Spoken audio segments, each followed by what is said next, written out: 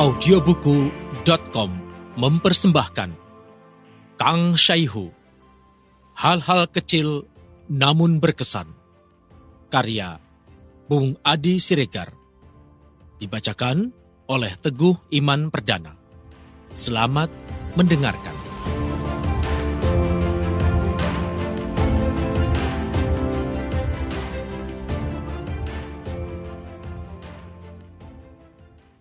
Kesalahan terbesar manusia, terlambat menyadari jika belajar itu bisa dimanapun dan dari siapa saja, tak hanya di bangku sekolah.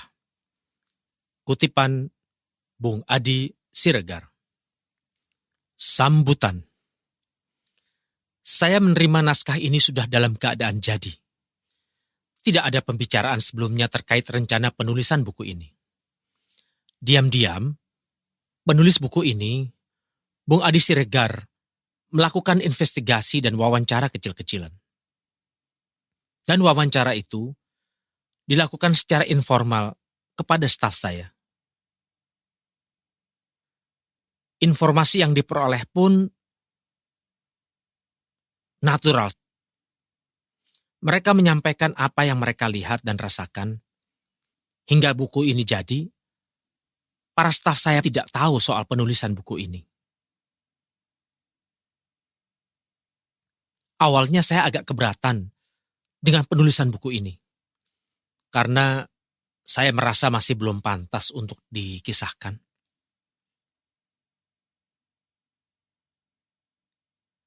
Berkat niat baik dari penulis, sekadar sharing pengalaman dengan sesama untuk menjadi pembelajaran bersama, akhirnya saya menyetujui buku ini diterbitkan. Dan tujuannya sekadar untuk berbagi pengalaman, memperkaya khasanah pengalaman hidup. Berhubung buku ini berkisah tentang saya, maka tak bijak saya membicarakan diri sendiri. Bagi saya, buku ini sebagai bentuk alarm untuk selalu berada pada koridor dalam menjalani kehidupan, baik sebagai pribadi, sebagai kepala keluarga, dan peran saya pada jabatan publik. Semoga buku ini bisa menjadi pengingat ketika ada tingkah dan lisan saya yang menyalahi aturan, etika, kepatutan, dan hukum. Buku ini memiliki peran strategis bagi saya, agar selalu berada pada jalan yang tidak menyalahi aturan agama, Pancasila, dan konstitusi. Sebagai insan yang sedang belajar, tentu saya sangat berharap masukan dan saran dari berbagai pihak. Apalagi dalam konteks pelaksanaan tugas-tugas saya sebagai pelayan publik. Masukan dari para ahli, saran dari cerdik cendekia, dan nasihat dari ahli hikmah. Tentu amat sangat saya harapkan berbagai pemikiran untuk membangun Bekasi dan Jawa Barat. Dalam sambutan ini, saya sampaikan ucapan terima kasih kepada penulis buku ini, Bung Adi Siregar, sudah berkenan meluangkan waktunya dan pikirannya untuk menulis buku ini. Tentu berbagai upaya, waktu dan tenaga sudah dikerahkan untuk menulis buku ini. Apalagi yang saya tahu, buku ini ditulis dalam waktu yang amat singkat, yaitu 4 hari. Suatu kerja keras yang menyita perhatian dan waktu, dan tidak mudah untuk mengumpulkan data dan informasi dalam waktu yang amat singkat. Semoga buku yang Bung Adi Siregar tulis ini menjadi amal kebaikan, menambah amal bagi beliau, dan membawa kemanfaatan serta kebaikan bagi yang membaca. Semoga buku ini bisa menjadi pemicu untuk terbitnya buku-buku Bung Adi Siregar lainnya. Kepada masyarakat Kota Bekasi dan Jawa Barat secara umum, saya ucapkan terima kasih atas segala masukan serta sumbangan pemikiran yang sudah diberikan. Masukan serta saran tersebut sangat berfaedah bagi saya dalam menjalankan tugas sebagai pelayan masyarakat. Semoga Bapak Ibu, segenap warga Kota Bekasi, dan masyarakat Jawa Barat tak bosan-bosannya mengingatkan saya agar selalu berada pada rel yang benar. Tidak ada artinya diri ini tanpa dukungan dan nasihat dari segenap komponen masyarakat Jawa Barat. Selamat membaca buku ini. Semoga ada kemanfaatan yang diperoleh dari buku ini. Salam takzim. Bekasi, 17 September 2017. Ahmad Syaihu. Pengantar. Buku ini tidak sedang bercerita tentang hal-hal besar yang akan dikenang dalam sejarah umat manusia. Buku ini hanya bercerita tentang hal-hal ringan seputar tokoh yang sudah tidak asing lagi bagi warga kota Bekasi dan Jawa Barat. Pernah menjabat sebagai wakil ketua DPRD Kota Bekasi, menjadi anggota DPRD Jawa Barat, dan saat ini sebagai wakil wali kota Bekasi. Ahmad Syaihu adalah sosok yang dikenal sebagai politisi santun dan sederhana dalam keseharian. Penulis tidak mau terjebak dalam dilema menulis prestasi orang yang sedang berkarir dalam politik. Selain riskan dalam klaim politik, juga bisa menjadi masalah ketika suatu saat nanti ada yang keliru atas sikap dan kebijakan politik sang tokoh. Menulis hal-hal yang sederhana tetapi membekas di hati. Menulis dari penuturan orang lain. Pengalaman langsung dari orang-orang terdekat justru lebih memiliki kesan yang mendalam. Bila penulis bercerita soal capaian dalam bidang pembangunan dan pemerintahan selaku wakil wali kota Bekasi, tentu tak elok saya nisbatkan pada satu orang saja. Karena apa yang sudah diraih dengan berbagai capaian dan prestasi merupakan kerjasama tim. Wali kota, wakil wali kota, dan segenap jajaran birokrasi kota Bekasi. Ini menjadi karya bersama. Karena tidak mau terjebak pada aksi saling klaim yang akhirnya bisa membodohi dalam tanda kutip publik, maka penulis melihat ada sisi lain yang tak kalah menariknya. Cerita soal keseharian Kang Syaihu, terutama hal-hal yang bisa memperkaya jiwa kita. Pembaca tidak akan menemukan cerita-cerita heroik tentang Ahmad Syaihu dalam buku ini. Tidak akan ada ulasan soal keberhasilan Kang Syaihu sebagai wakil wali kota Bekasi. Karena hal ini sudah dirasakan oleh publik kota Bekasi. Apalagi, banyak informasi yang tersedia di media massa dan media sosial. Jejak digital bisa dilacak soal hal tersebut. Buku ini akan mengupas hal-hal yang jarang terungkap lewat media massa dan media sosial. Buku ini merekam hal-hal kecil yang dilakukan oleh wakil wali kota Bekasi Ahmad Syaihu, namun memberikan kesan dan pembelajaran yang menarik bagi kita. Mengenal sosok pemimpin kota Bekasi ini lewat lakunya dalam keseharian. Dalam tindak yang boleh jadi sederhana, namun jika direnungkan memiliki pembelajaran yang besar bagi kita. Bernilai mendidik jiwa kita sebagai bangsa yang sedang belajar menjadi bangsa yang besar. Perlu juga penulis sampaikan, jika buku ini bukan buku ilmiah. Bisa jadi banyak menyalahi tata bahasa yang baku. Penulis mengakui hal itu. Karena penulis ingin menyajikan buku ini dengan sederhana, layaknya tokoh dalam buku ini. Jika tata bahasa menyalahi pakem, izinkan penulis untuk mengaturkan permintaan maaf.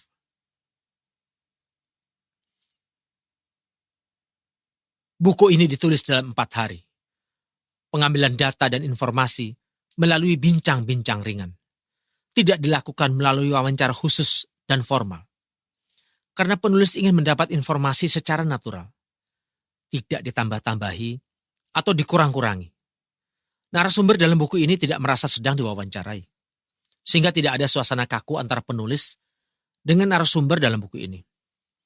Justru, mereka tidak sadar sedang diwawancarai. Terkadang, untuk memperkaya data dan detail, penulis tanyakan secara daring. Kepada Kang Syaihu, yang menjadi tokoh utama dalam buku ini, terima kasih sudah memberi izin dalam penerbitan buku ini. Apalagi dalam menulis buku ini, penulis tidak meminta izin terlebih dulu. Awalnya penulis agak ragu jika beliau tidak berkenan buku ini diterbitkan. Karena sepengetahuan penulis, beliau tidak terlalu suka diekspos kehidupan pribadi dan keluarganya. Alhamdulillah, setelah meyakinkan Kang Syaihu akan tujuan dari penerbitan buku ini, akhirnya beliau bersedia. Atas bantuan semua pihak, penulis ucapkan terima kasih hingga buku ini bisa diterbitkan. terutama pada Kang Syaihu yang sudah bersedia kepribadiannya diusik dalam tanda petik. Kepada narasumber dalam buku ini, penulis sampaikan terima kasih tak terkira, karena sudah dengan kerelaan menjawab pertanyaan-pertanyaan yang kadang mungkin mengganggu bapak-bapak dalam menjalankan tugas sebagai tim support Wakil Wali Kota Bekasi. Besar harapan penulis, buku sederhana ini bisa menginspirasi kita semua, mengambil hikmah, seraya merefleksikan diri. Buku ini tidak bermaksud menggurui pembaca dalam hal moralitas, justru menjadi wahana bagi kita untuk saling belajar dan mengingatkan. Selamat membaca. Kampung Cerewet, 19 September 2017. Bung Adi Siregar.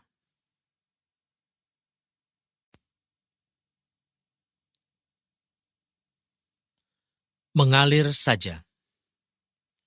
Bagi banyak politisi, kekuasaan itu harus dikejar dengan berbagai cara. Mengeluarkan uang pun tak soal. Menyewa konsultan politik jadi keharusan.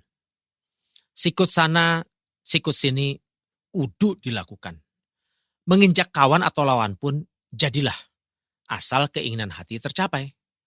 Lumrah dan wajar dalam politik tanah air. Agak beda dengan Kang Ahmad Syaihu. Tak seperti politisi pada umumnya. Memang beda makhluk Tuhan yang satu ini. Di saat orang lain sibuk dan berjibaku untuk mendapatkan tiket partai sebagai syarat maju di berbagai event politik, ia malah sibuk ngegoes. Di saat orang-orang sudah sibuk bikin tim sukses untuk mendapatkan restu dari masing-masing ketua umum partai, Kang Syaihu tidak melakukan aneka jurus apapun. Bahkan sudah ada yang mengeluarkan jurus mabuk. Kang Syaihu tetap saja bergeming. Sebagai orang yang sering berdiskusi dengan Kang Syaihu soal politik dan media, saya agak gemes juga. Gimana nih kawan? Masih santai aja. Orang sudah mulai bergerilya untuk mendapatkan tiket pilkada. Pikirku berkecamuk. Usai mudik 2017, bertajuk Lebaran, berkunjunglah saya ke rumah dinas beliau. Setelah sebelumnya meminta waktu, Kang Syaihu memberikan slot waktu usai subuh. Menyediakan waktu di tengah banyaknya agenda pemerintahan.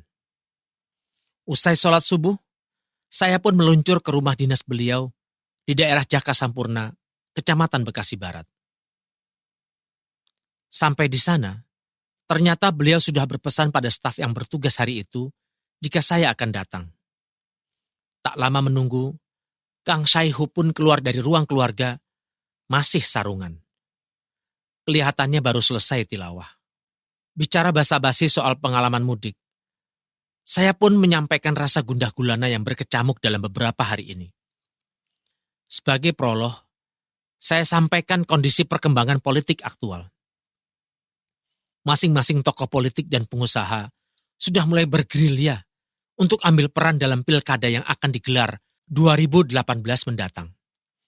Seperti biasa, beliau menyimak, mengangguk, dan sesekali tersenyum. Kekhawatiran saya soal keberlangsungan karir politik beliau pun saya utarakan dengan berapi-api. Beliau tetap menyimak dengan ekspresi wajah yang tenang. Sambil mencerna apa yang saya jelaskan. Dan isu kebutuhan dukungan sarana dalam pilkada pun saya sampaikan. Saya jelaskan jugalah teori politik liberal yang sedang membudaya dalam politik nasional.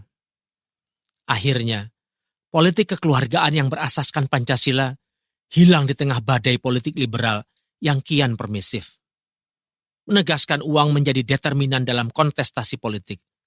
Menyuguhkan sejumlah kasus-kasus aktual soal budaya liberalisasi politik nasional. Ternyata, jawaban beliau tak sesuai dengan ekspektasi saya. Beliau hanya menjawab, biarkan saja. Saya jalan begini saja. Insya Allah akan ada jalan keluarnya. Jawab beliau dengan tenang. Lemas. Dengar jawaban beliau itu saya lemes. Saya kira jawaban beliau akan sangat ekspresif. Memerintahkan saya untuk menyusun strategi pemenangan misalnya. Atau bikin skuad pemenangan dengan komposisi politisi gaek. Ternyata jawaban beliau adalah mengalir saja. Kita lihat saja nanti bagaimana. Berdasarkan rekam jejak Kang Saihu selama berkecimpung dalam politik, memang alur karirnya mengalir begitu saja. Sejak memutuskan menjadi politisi, beliau tak pernah menawarkan diri untuk menduduki jabatan tertentu. Sebagai seorang pegawai negeri sipil yang memiliki karir birokrasi yang bagus, Kang Saihu cukup menikmatinya.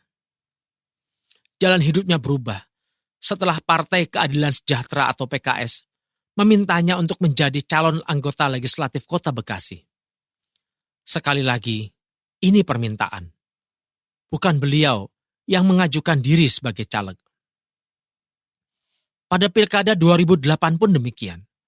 Kang Saihu tidak punya agenda politik untuk menjadi calon wali kota, meskipun Partai Keadilan Sejahtera atau PKS, partai yang terbesar di DPRD. Dan posisi beliau sebagai wakil ketua DPRD Kota Bekasi. Lagi, PKS memilihnya untuk menjadi calon wali kota Bekasi. Sudah merasa nyaman sebagai anggota DPRD Provinsi Jawa Barat, nama Kang Saihu lagi-lagi keluar sebagai nominasi utama dalam Pilkada Kota Bekasi 2013. Tidak ada persiapan, tidak ada promosi apapun, namun kader PKS memilihnya untuk menjadi calon wali kota Bekasi. Yang akhirnya menjalin koalisi dengan Partai Golkar, mendampingi petahana Rahmat Effendi sebagai wakil wali kota Bekasi.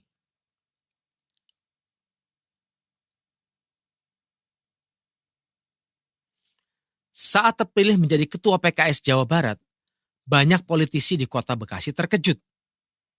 Karir politik Kang Saihu lagi-lagi naik kelas. Orang nomor 1 di PKS Jawa Barat.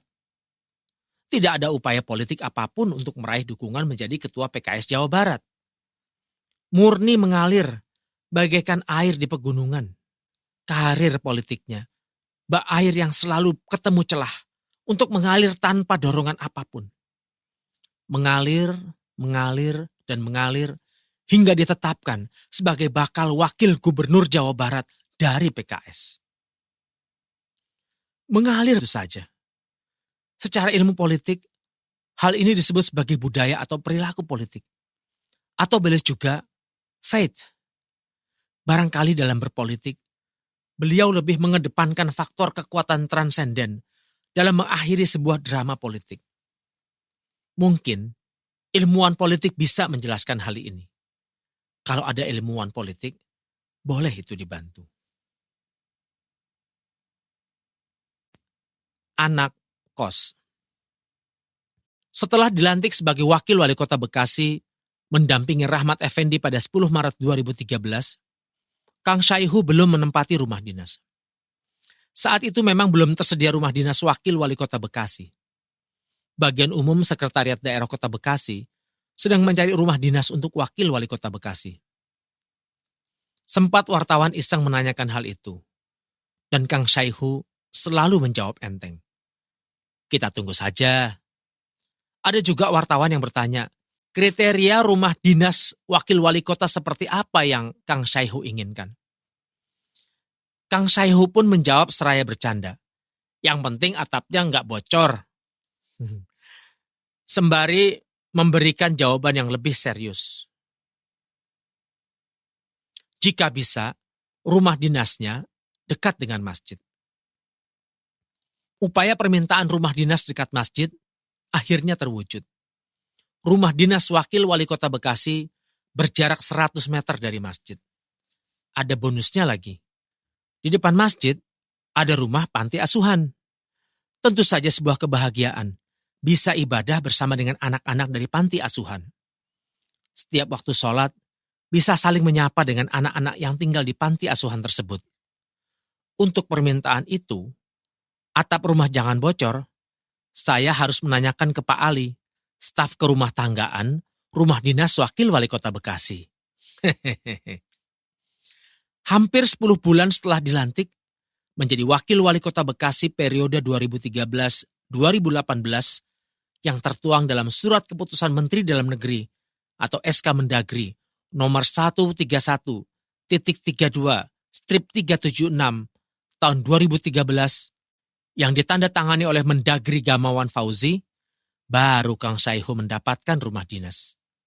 Sejak awal, Kang Syaihu tidak ngotot untuk mendapatkan fasilitas negara berupa rumah dinas. Beliau tidak pernah menanyakan soal rumah dinas. Lagi-lagi, mengalir begitu saja. Dekat dengan masjid dan tidak terlalu jauh dari kantor pemerintah Kota Bekasi pun ditemui. Tidak terlalu banyak pertimbangan lagi, karena 2 kriteria sudah memenuhi. Akhirnya, pemerintah Kota Bekasi menyewakan sebuah rumah di kawasan Jaka Sampurna berjarak 300 meter dari Pasar Keranji, Bekasi Barat. Sejak awal, rumah dinas wakil wali kota Bekasi direncanakan oleh Kang Syaihu sebagai kantor kedua setelah kantor Ahmad Yani nomor 1. Digunakan untuk menerima tamu di luar jam kantor, tempat rapat di kala malam, atau untuk pertemuan saat hari libur. Bisa juga digunakan oleh komunitas atau warga untuk kegiatan sosial. Sementara, beliau tetap bermukim di kediaman pribadinya di Jati Makmur, Pondok Gede. Setiap warga yang awalnya bertamu ke rumah pribadi beliau, setelah mendapat rumah dinas, masyarakat yang hendak bertamu diarahkan ke rumah dinas. Sejak beliau menjadi wakil wali kota, tamu berlipat ganda mendatangi kediamannya. Perasaan tidak enak kepada tetangga pun muncul karena harus terganggu hilir mudik tetamu. Apalagi jalan di depan rumahnya tidak kuasa menampung parkir kendaraan warga yang akan bertamu ke rumah beliau. Sangat terbantu dengan adanya fasilitas rumah dinas wakil wali kota Bekasi itu. Jika tidak, warga di lingkungan kediaman Kang Syaihu akan sangat terganggu. Karena terkadang Kang Syaihu masih menerima warga hingga larut malam. Jika antrian masyarakat panjang yang hendak bertemu, bisa-bisa jam 00 atau jam 01 dini hari, baru pelayanan, dalam tanda petik, konsultasi Kang Syaihu bisa ditutup. Umumnya, warga yang bertamu itu urusannya dengan persoalan sosial kemasyarakatan dan pemerintahan. Warga mengadu kepada pemimpin mereka, dan Kang Syaihu selalu menyediakan waktu dan mendengarkan keluhan warga.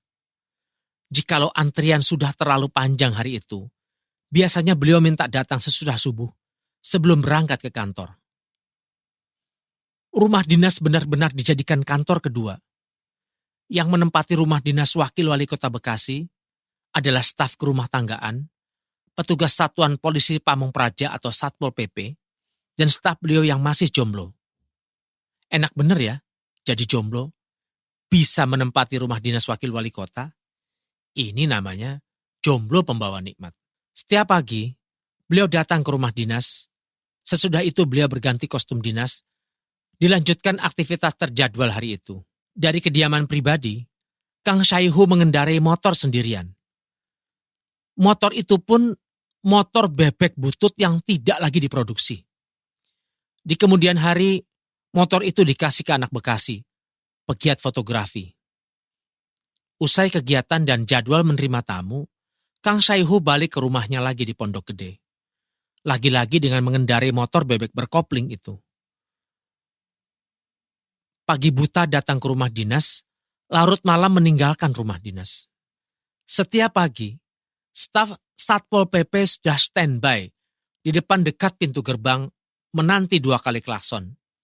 Jika klakson motor 2 kali, itu tandanya yang punya rumah telah datang. Dengan sigap, Satpol PP akan membukakan pintu. Hingga 6 bulan, Kang Syaihu melakoni berangkat pagi pulang larut seperti itu. Mengendarai motor Jaka Sampurna Jati Makmur. Perasaan bersalah pun kian menghantui para staf beliau. Dalam sebuah evaluasi, diputuskan agar ada yang menyampaikan ke Kang Syaihu untuk tinggal saja di rumah dinas. Kekhawatiran terbesar adalah jika terjadi hal-hal yang tidak diinginkan pada beliau ketika pulang sendirian di kala larut malam. apalagi mengendarai motor, larut malam pula. Sebenarnya, para staf beliau sudah responsif dari awal jika Kang Syaihu diantar saja ke rumahnya. Atau ada staf Satpol PP yang mengikuti beliau dari belakang. Kedua tawaran servis itu ditolak oleh Kang Syaihu. Melihat ulah Kang Syaihu yang hanya menjadikan rumah dinas sebagai persinggahan sebelum berangkat ke kantor atau menerima tamu di kala malam, seorang staf beliau berseloroh menyebut beliau wakil wali kota anak kos. Menempati rumah saat hari sekolah, baca, kerja, dan pulang saat hari libur. Wakil wali kota jadi anak kos pun berakhir sesudah staf beliau memberikan masukan agar menempati rumah dinas dengan keluarga beliau. Ini demi keamanan beliau. Belum lagi jadwal beliau kian padat, dan tentunya juga kenyamanan bagi staf beliau. Menghilangkan rasa was-was selama Kang Syaihu menjadi anak kos. Kang Syaihu dan kucing. Pagi masih buta. Tirai rumah masih tertutup rapi. Tiba-tiba, Kang Syaihu keluar rumah pakai sarung dengan dibalut kaos oblong berwarna merah bertuliskan Oi Biopori. Bergegas melirik kiri kanan, staf Satuan Polisi Pamong Praja atau Satpol PP yang hari itu bertugas kaget setengah mati. Ada apa gerangan yang terjadi? Si empunya rumah pun bertanya, Kang, ada yang lihat si Owi? Wah, kirain ada maling. Atau kebakaran hebatlah berkecamuk. Si Owi yang bikin ulah ternyata. Itu si Owi, kucing peliharaan si bungsu. Putri paling kecil yang saat itu masih duduk di kelas 5 Sekolah Dasar Islam Terpadu Iqra, Jati Makmur, Kecamatan Pondok Gede. Aisyah nama si bungsu. Putri pemalu itu sangat menyukai kucing. Hobi memelihara kucing. Si Owi, kucing bersuku bangsa Anggora. Berbulu putih bersih. Entah dari mana didapat. Kucing itu sudah cukup lama menemani keluarga Kang Syaihu, terutama si bungsu. Aisyah dan Owi bagaikan dua sahabat dari alam yang berbeda. Aisyah memperlakukan Owi bagaikan sahabat, bukan layaknya binatang peliharaan. Pagi itu, Owi tidak kelihatan. Padahal seisi rumah sedang sibuk dengan urusannya masing-masing. Bunda Lili Wahidah Syaihu sedang sibuk menyiapkan sarapan di dapur. Kang Syaihu sedang asik baca-baca buku.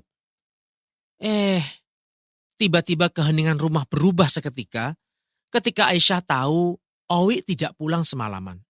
Jadilah rumah dinas wakil wali kota Bekasi heboh. Kang Syaihu, ayah yang selalu siap 24 jam untuk anak-anaknya, bertindak responsif. Rajukan si bungsu harus dijawab dengan responsif. Karena jika tidak, bisa-bisa ia mogok makan sarapan kalau si Owi tidak ada. Merajuknya si bungsu bukan karena tidak dibelikan handphone, tetapi karena tidak melihat si Owi makan pagi itu. Jadilah, Kang Syaihu mencari si Owi di setiap sudut rumah. Bergegas keluar rumah, mencari si Owi. Kemanakah si Owi malam itu? Kenapa tidak pulang? Tak mau menyusun sejumlah asumsi di benaknya. Kenapa? Kang Syaihu dengan sigap mencari di pekarangan rumah. Sambil memanggil, Owi, Owi, Owi, push, push, push. Si Owi tak juga menyahut. Tak juga ditemukan di balik bunga-bunga di pekarangan rumah. Tanpa memikirkan orang di sekitar, Kang Syaihu membuka pintu gerbang, mencari keluar rumah. Tetap dengan sautan, Owi, Owi. Tanpa dikomando, para staf Satpol PP ikut larak-lirik sembari sahut menyaut, Owi, Owi, Owi. Mengikuti Kang Syaihu dari belakang. Berkeliling di seputaran rumah tetangga, sembari melirik ke halaman tetangga. Hampir setengah jam kelalang keliling, Si Owi tak kunjung ditemui. Entah kemana si Owi. Kang Syaihu putus usaha juga mencari si Owi yang tak pulang malam itu. Satu-satunya cara agar si bungsu tenang, ia merayu sekalian memberikan PHP. Jika si Owi pasti kembali. Usaha punya usaha, si bungsu akhirnya terima juga. Jadilah sarapan pagi itu Aisyah sarapan tanpa si Owi. Di sore hari, si Owi nampak batang hidungnya. Kucing Anggora putih yang telah membuat satu rumah heboh. Kucing yang telah membuat wakil wali kota Bekasi heboh pagi-pagi buta. Entah kemana si Owi pergi malam itu. Nginap di rumah siapa, jalan sama siapa. Satpol PP yang terkenal tegas, yang biasa jaga di rumah dinas wakil wali kota Bekasi, tidak nanya-nanya lagi sih. Semua berpikir yang penting si Putih sudah kembali. Owi, lain kali jangan bikin heboh ya. Kalau mau ngapel gebetan, izin dulu sama Pak Satpol PP. Waktu terbaikku ketika antar anak ke sekolah. Bijak Bestari untuk menguji seseorang soal akhlak bukan ketika ia sedang berada di bawah, tetapi akan lebih mudah kita mengetahui kedalaman akhlak seseorang ketika kekuasaan diraihnya. Uang punya lagi berlimpah. Pengikut ada di mana-mana. Di saat itulah akhlak seseorang diuji. Banyak orang yang selamat dari ujian kesusahan dan kesulitan. Tapi hanya sedikit yang bisa bertahan ketika kenikmatan kekuasaan itu dalam genggaman. Karena penyakit paling awal datang yaitu merasa lebih hebat. Padahal ini yang menjadikan banyak penguasa di setiap zaman tumbang, lengser ke Prabon. Dalam agama, Fir'aun menjadi pembelajaran yang selalu diambil hikmahnya. Kesombongan menjadi virus yang siap menggerogoti penguasa dimanapun. Saking berbahayanya ujian adhikara ini, leluhur kita menyusun hikayat agar kita tetap eling ketika kita berada di atas. Hikayat yang paling masyhur di tanah air adalah cerita rakyat dari Minangkabau, si Malin Kundang. Kedurhakaan pada orang tua bukan ketika dia masih bukan siapa-siapa. Sikap sombong lagi durhaka itu ada ketika Malin Kundang berada di atas, memiliki tahta dan uang. Dan yang paling merasakan perubahan seorang penguasa itu adalah orang di lingkaran terdekatnya. Keluargalah yang paling bisa membaca dan sekaligus merasakan ada perubahan atau tidaknya. Karena keluargalah yang mengetahui akhlak sebelum dan sesudah menduduki singgasana. Orang-orang yang berinteraksi langsung hampir 24 jam sehari hidup bersama. Dari lahir hingga dewasa, hidup dalam keadaan dan lingkungan yang sama. Salah satu yang tidak berubah dari Kang Syaihu, sebelum dan sesudah menjadi wakil wali kota, adalah kebiasaannya mengantarkan anak ke sekolah atau ke kampus.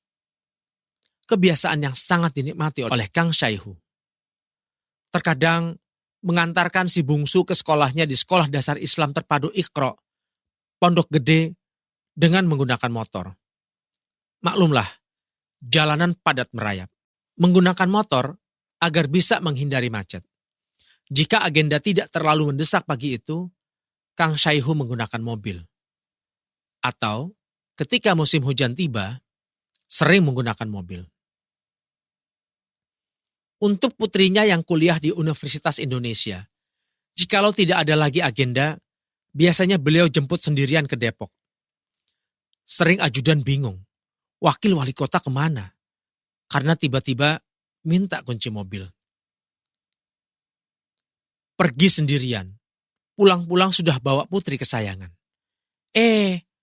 Ternyata Kang Syaihu pergi ke Depok menjemput putrinya. Atau, kalau ada acara di Bandung, selalu menyempatkan mengunjungi Yasir, putranya yang kuliah di Institut Teknologi Bandung. Meski sibuk dan kegiatan padat, beliau selalu menyediakan waktu mengunjungi rumah kos Yasir. Menyelipkan agenda menyapa anak di tengah padatnya kegiatan. Memang tak lama waktu berkunjung. sekadar menyapa, dan sholat berjamaah di rumah kos si anak. Atau ketika ada agenda di Bandung, biasanya dimanfaatkan membawa kebutuhan si anak. Pernah suatu hari, ada acara rapat di kantor Provinsi Jawa Barat, Kang Syaihu menyempatkan membawa komputer pesanan si anak. Sementara untuk jatah Izzuddin, putranya, yang saat itu mondok di pesantren Husnul Khotimah, adalah saat Kang Syaihu berkunjung ke rumah ibundanya di Cirebon. Usai sowan ke rumah ibunda, selalu menjadi trip berikutnya adalah berkunjung ke pesantren Husnul Khotimah. Terkadang, di tengah padatnya aktivitas, staf beliau tidak tega melihat wakil wali kota pagi-pagi harus antar anak ke sekolah. Apalagi, jarak antara rumah dinas ke sekolah si buah hati tidaklah dekat, sekitar 10 kilometer. Pernah suatu hari, salah seorang staf menawarkan agar tugas mengantarkan anak ke sekolah diserahkan kepada staf saja. Beliau menjawab, "Saya aja, ini waktu terbaikku bersama anak-anak." Sangat bisa dimaklumi, mengingat waktu beliau yang sangat padat. Terkadang, aktivitas dimulai sebelum ayam berkokok, dan pulang larut saat satpam sendirian di pos sembari mendengarkan lagu dangdut. Lagi-lagi, semua harus berkompromi dengan keadaan. Si bungsu yang awalnya tidak mau diantar ke sekolah selain sang ayah, harus mulai memahami kondisi sang ayah yang juga milik dari publik. Jika memang acara Kang Syaihu pagi itu padat, waktu paling berharga itu pun harus dilepas meski dengan berat hati mengantarkan anak ke sekolah. Mobil kami tak perlu CD murotal. Sebagai orang yang faham agama, Kang Syaihu berusaha menjalankannya dengan sebaik mungkin. Dan dalam agama dijelaskan, jika pekerjaan terbaik itu mempelajari Al-Quran dan mengajarkannya.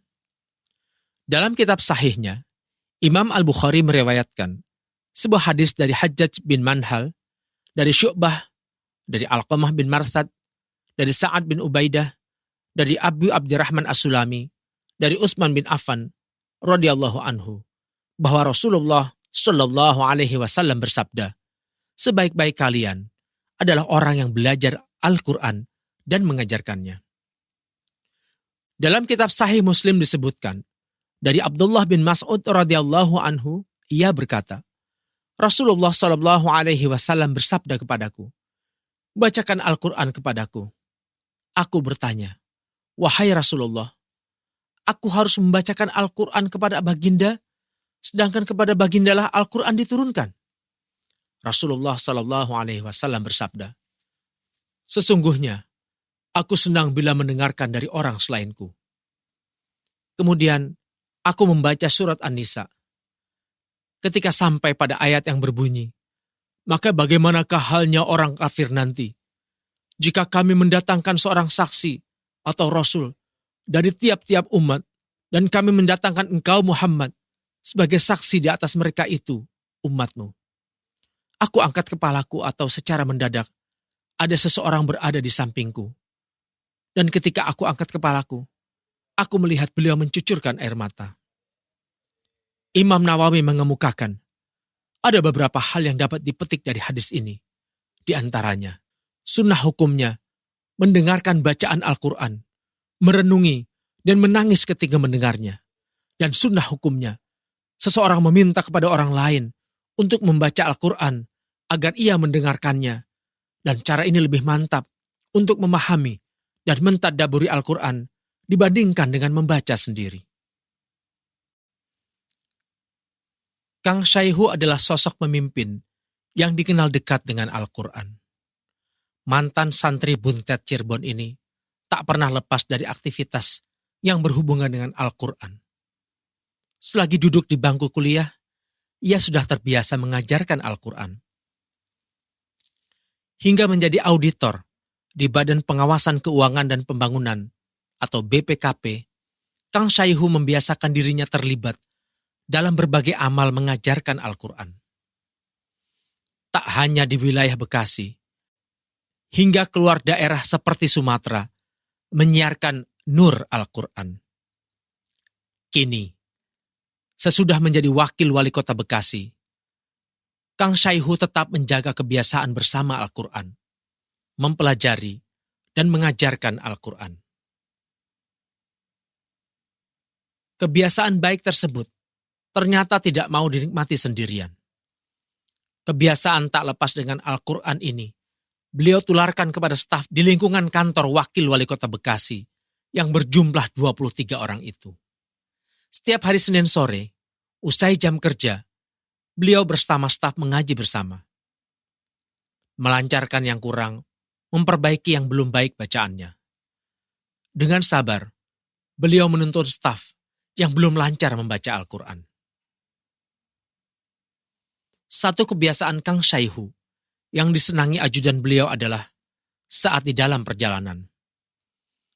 Mengisi waktu seringkali dihabiskan dengan membaca Al-Quran. Selama perjalanan, Kang Syaihu lewati dengan mengulang hafalan Al-Quran. Selama di dalam mobil, kebiasaan beliau tidak terlalu banyak bicara, kecuali menyapa hal-hal yang berkait dengan acara.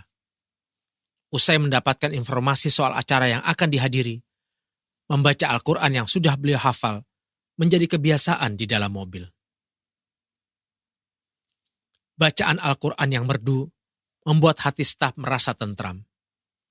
Menjadi penyejuk hati yang kadangkala rutinitas kegiatan pemerintahan membosankan dan menyesakkan hati. Adalah lantunan Al-Quran dari wakil wali kota Ahmad Syaihu menjadi obatnya. Hati menjadi tenang dan tentram.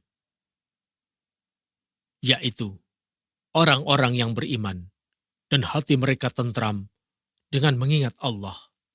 Ingatlah, hanya dengan mengingat Allah lah hati menjadi tentram. Begitulah sebagaimana yang tercantum di dalam Al-Quran surah Ar-Ra'd ayat ke-28. Sebuah riwayat menyebutkan bahwa pada suatu malam Nabi Muhammad SAW mendengarkan Abu Musa al-Asy'ari radhiyallahu anhu membaca Al-Quran sampai jauh malam. Sesampai di rumah, Rasulullah ditanya oleh istri beliau Aisyah, apa sebabnya pulang sampai larut malam? Rasulullah SAW pun menjawab bahwa beliau terpikat oleh kemerduan suara Abu Musa al-Asy'ari membaca Al-Quran, seperti merdunya suara Nabi Daud alaihi salam.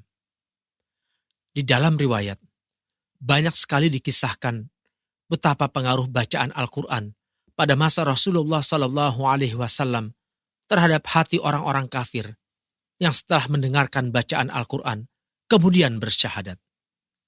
Salah satunya adalah sahabat Umar bin Khattab radhiyallahu anhu. Dan Rasulullah SAW sendiri sangat gemar mendengarkan bacaan Al-Quran dari orang lain. Mendengarkan tilawah Kang Syaihu di mobil sungguh menjadi dahaga di saat kepenatan aktivitas melanda. Dan staf Kang Syaihu menyebutkan, mobil kami tidak perlu CD murotal. Ada Pak Wakil yang dengan kerelaan hati membacaan Al-Quran untuk seisi mobil.